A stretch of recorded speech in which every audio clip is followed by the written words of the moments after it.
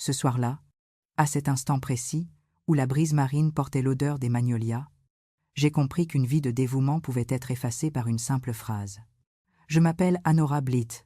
J'ai 68 ans. Jusqu'à cette nuit-là, je pensais avoir élevé une bonne personne, toute ma vie. J'ai vécu dans les chiffres et l'ordre. J'ai passé des années à tenir les registres de la vieille clinique de Charleston, à équilibrer les comptes jusqu'à ce que chaque colonne corresponde parfaitement. Je croyais naïvement que l'amour fonctionnait de la même manière effort en entrée. Gratitude en sortie. Je pensais que si l'on travaillait assez dur, les équations finissaient toujours par s'équilibrer. Mais certaines équations ne s'additionnent jamais. Ce soir-là, la ville brillait d'un or doux à travers la baie. Mais à l'intérieur de moi, tout était gris. J'avais passé 3 semaines à assembler un album pour ma fille. Tamson, des photos, des bulletins scolaires, le vieux ticket délavé de la foire où elle avait fait du poney pour la première fois. Je l'avais emballé dans du papier de soie bleue, noué avec de la ficelle de boulanger. C'était ma façon silencieuse de dire « j'étais là pour tout ça ». En arrivant à l'auberge pour le dîner de répétition, j'ai aperçu Tamson à travers les portes vitrées. Elle était radieuse, vêtue d'une robe chatoyante. Elle m'a vu avant que je puisse faire un signe. Son expression n'a pas bougé d'1 millimètre. Je me suis approché, le cœur battant, l'album serré contre moi. « C'est pour toi », ai-je dit en tendant le livre. Elle ne l'a pas pris. Elle est restée parfaitement immobile, ses boucles d'oreilles tremblant au rythme de sa respiration. Autour d'elle, les rires de la véranda semblaient s'estomper dans un bourdonnement sourd. Puis, elle a prononcé ces mots, d'une voix basse, tranchante comme du verre. « Après-demain, la seule mère que j'aurai sera ma future belle-mère. Tu devrais rentrer chez toi. Maman, le monde s'est arrêté. » Marcella, sa belle-mère, se tenait non loin, ses perles brillant, comme si elles étaient nées avec de meilleures manières que nous tous. Elle avait ce sourire calibré pour contrôler la distance. « C'est une longue journée », a ajouté Tamson, scellant mon sort. Je me suis détourné avant que quiconque ne puisse voir mon visage se décomposer. J'avais été effacé. La marche de la honte, le chemin du retour sur les pavés a semblé durer une éternité. Bien plus que les 20 minutes réelles. Les lampadaires projetaient des cercles de lumière inégaux, et je restais dans l'ombre, incapable d'affronter la clarté. Une fois chez moi, j'ai posé l'album non ouvert sur la table de la cuisine. Le silence pressait contre mes tympans, lourd comme la marée. J'ai retiré ma robe bleue, celle dont Tamson disait autrefois qu'elle me donnait l'air, douce mais forte. Mes mains se sont attardées sur le tissu froid. Dehors, les cloches de Saint-Michel ont sonné 9 fois. Chaque note résonnait comme une porte qui claque. L'attente insoutenable. Le lendemain matin, le jour du mariage, je me suis assise près de la fenêtre. La maison était trop calme. J'ai repassé les manches de ma robe bleue, lentement, comme si ce mouvement pouvait me stabiliser. Même si je savais que je ne la porterais pas. Le téléphone a commencé à vibrer. 1 fois, 2 fois, une avalanche de messages. Peut-être était-ce la famille qui demandait où j'étais. Peut-être était-ce Tamson. J'ai retourné le téléphone face contre table et appuyé sur le bouton silencieux. Kinland, mon ami et homme à tout faire, a frappé à la porte. « Tu es prête ? Je peux t'y conduire. » a-t-il proposé à travers la moustiquaire. J'ai hésité. Non. Kenland, je n'y vais pas. Il m'a regardé longuement, puis a hoché la tête. Je garderai une chaise chaude au cas où tu changes d'avis. Quand il est parti, je me suis retrouvée seule avec les mouettes et le son des cloches qui sonnaient au loin. Sans moi, le fond du gouffre à 11 heures. Les cloches ont sonné, lentes et délibérées.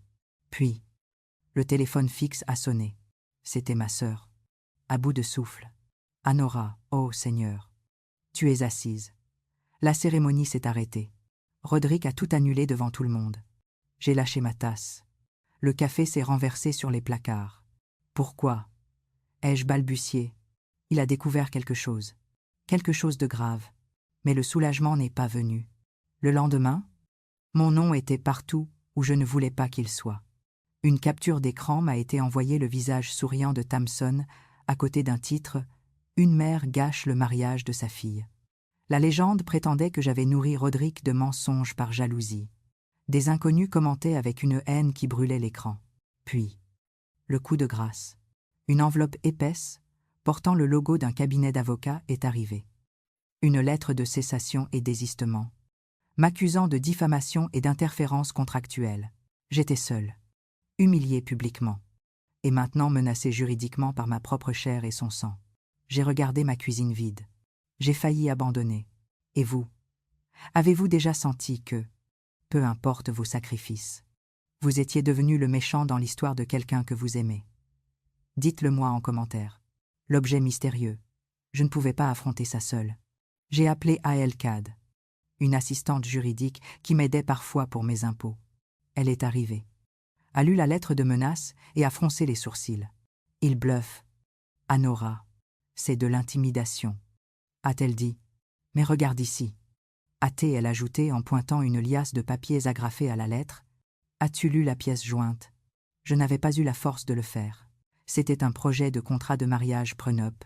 Le souvenir flashback. En regardant ces colonnes de chiffres et de clauses légales, je me suis souvenu de mes années à la clinique. Mon bureau près du radiateur bourdonnant, ma petite calculatrice, qui cliquait comme un battement de cœur. Les chiffres ne mentent jamais, contrairement aux gens, me disais-je souvent. Quand mon mari est mort, j'étais retourné travailler en une semaine, car les factures n'attendaient pas. J'avais appris à traquer chaque centime, chaque incohérence. C'était ma compétence. C'était mon langage. La révélation à elle a tapoté le papier avec son stylo.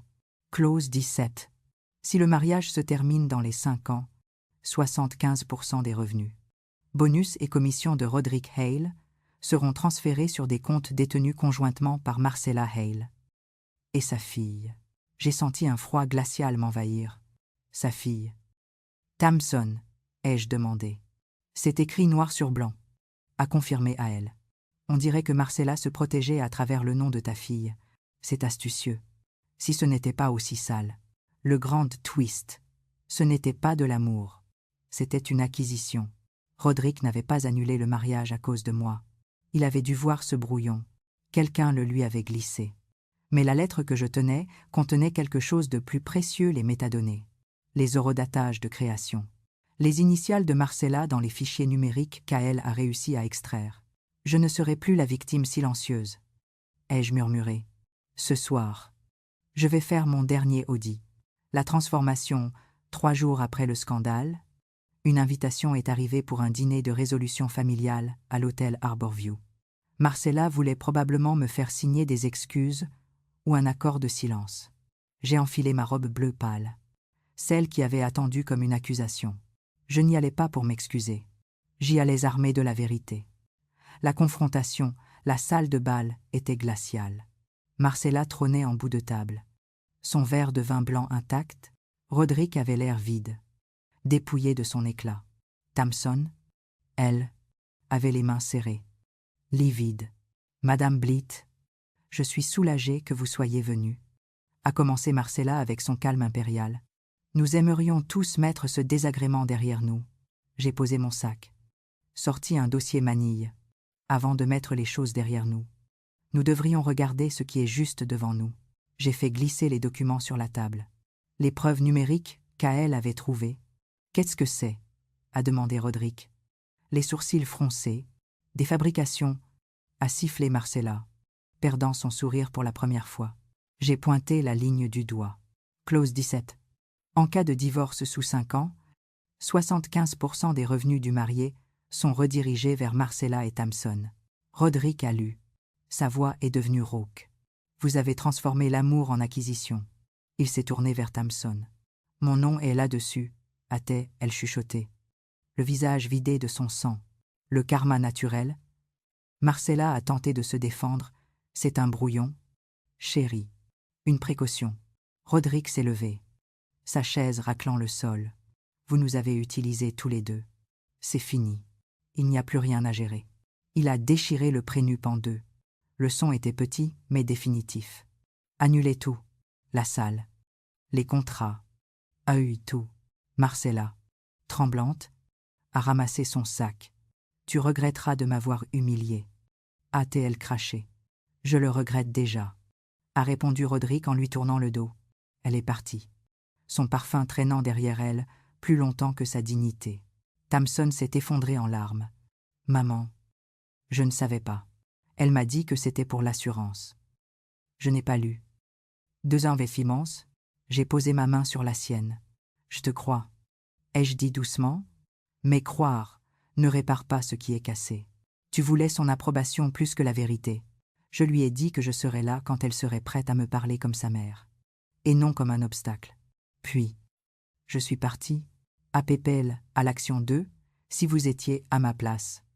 Auriez-vous pardonné à Tamson immédiatement? Ou l'auriez-vous laissé apprendre sa leçon seule? La paix présente, 3 semaines plus tard. La ville semblait avoir expiré.